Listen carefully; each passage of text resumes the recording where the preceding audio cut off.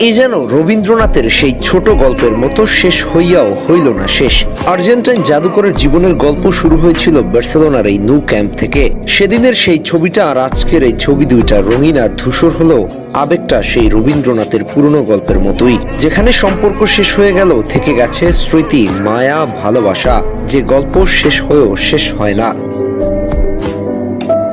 America থেকে Spain হঠাৎ করেই আগমন হলো ওই জাদুকরের, তাও আবার ছদ্মবেশে। গায়ে জড়ানো জ্যাকেট, মুখে পরা মাস্ক। হুট করে এমন এক যুবকের আবির্ভাব হলো ক্যাম্প নুর গেটের সামনে। তার আবদার ছিল ক্যাম্প নু ঘুরে দেখবে, কিন্তু সিকিউরিটি গার্ড তাকে ভেতরে প্রবেশ করতে অসম্মতি জানান। আর অমনি আর্জেন্টাইন জাদুকর মুখের মাস্কটা খুলে ফেললেন।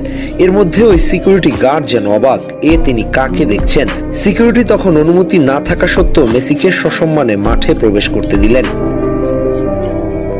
তবে মেসির এই বার্সেলোনা সফর সম্পর্কে কেউই জানতেন না। ক্লাব সভাপতি লাপোর্তাকে মেসি জানাননি। লাপোর্তা অন্য ক্যাম্পে থাকাকালীন সময় ক্যাম্প নুতে প্রবেশ করছিলেন মেসি। আর এ থেকে একটা জিনিস বোঝা যায়, বার্সেলোনার সভাপতির সাথে এখনো সম্পর্কটা ভালো যাচ্ছে না লিওনেল মেসির। এর পেছনে কারণ ছিল চোখের জলে বার্সেলোনা ছাড়া। লিওনেল মেসি কখনোই বার্সেলোনাকে ছাড়তে চাননি। এই শহরকে তিনি মনে প্রাণে ভালোবেসেছেন। আর তাই তো শেষ বেলায় ক্লাবের টানা পড়েনে অল্প বেতনেও খেলতে চেয়েছিলেন। কিন্তু শেষ পর্যন্ত বার্সেলোনার এই সভাপতি মেসিকে বিদায় করেছিলেন। আর এর জন্য মেসি কখনো তাকে দায়ী করেনি, বরং বিশ্ব ফুটবলের অনেক বিশেষজ্ঞই বলছিলেন চাইলে মেসিকে তারা রেখে দিতে পারত।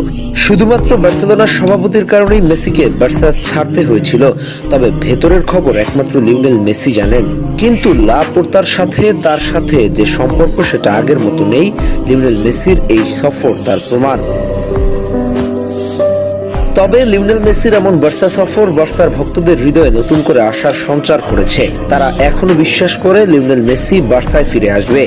অবশ্য লিওনেল মেসি টুইট করেছে ব্যাপারে, আমি বার্সেলোনায় ফিরে আসব, শুধুমাত্র খেলোয়াড় হিসেবে নয়, যে কোনো ভাবে আসব।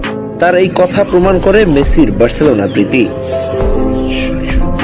বার্সেলোনা ফ্যানরা এখনো মনে করে এই ক্যাম্প নু থেকেই বড় করে একটা ট্রিবিউট দেওয়া হবে মেসিকে।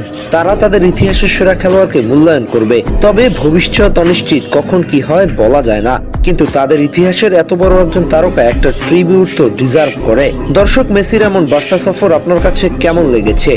মেসি তো এমনি নীরবে নিভৃতে কাজ করতে পছন্দ করে, নিজের ভালো লাগার জায়গায় বারবার স্যাক্রিফাইস করে, সেটা হোক দেশ কিংবা ক্লাব।